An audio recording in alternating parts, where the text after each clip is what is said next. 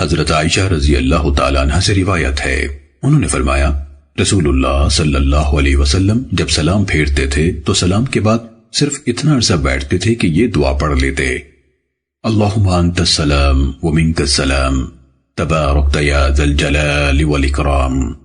اے اللہ تو سلامتی والا ہے اور تجھ سے سلامتی حاصل ہوتی ہے، اے عظمت و بزرگی والے تو بہت برکتوں والا ہے۔ سنن ابن ماجہ حدیث نمبر 924۔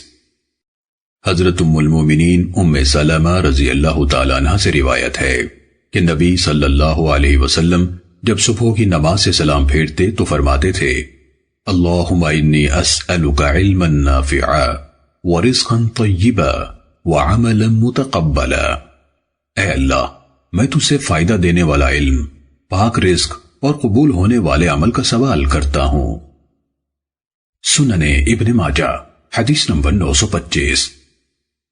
حضرت عبداللہ بن عمر رضی اللہ تعالیٰ عنہما سے روایت ہے کہ رسول اللہ صلی اللہ علیہ وسلم نے فرمایا دو چیزوں پر جو شخص بھی پابندی سے عمل کرتا ہے جنت میں داخل ہو جاتا ہے، اور وہ چیزیں یعنی کام آسان ہیں لیکن ان پر عمل کرنے والے کم ہیں۔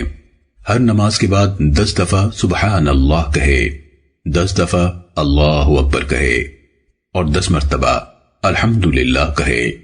صحابی کہتے ہیں میں نے دیکھا کہ رسول اللہ صلی اللہ علیہ وسلم نے ہاتھ سے اس عدد کا اشارہ کیا اور فرمایا یہ زبان سے کہنے میں 5 نمازوں کے حساب سے 150 کلمات ہیں، اور قیامت کے دن نیکیوں کے ترازو میں ایک نیکی کا اجر 10 گنا کے اعتبار سے 1500 ہوں گے، اور جب اپنے بستر پر جائے تو سبحان اللہ اور الحمدللہ اور اللہ اکبر سب ملا کر 100 مرتبہ کہہ لے۔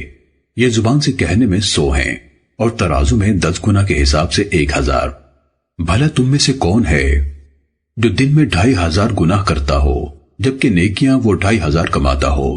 صحابہ نے عرض کیا انسان پابندی سے یہ دونوں عمل کیوں نہیں کر سکتا؟ فرمایا ایک آدمی نماز پڑھ رہا ہوتا ہے کہ شیطان آ جاتا ہے اور اسے کہتا ہے فلاں بات یاد کر، فلاں بات یاد کر، حتیٰ کہ بندہ نماز سے غافل ہو جاتا ہے، اور جب بندہ بستر پر جاتا ہے تو شیطان آ جاتا ہے اور اسے سلانے لگتا ہے حتیٰ کہ آدمی کو نیند آ جاتی ہے۔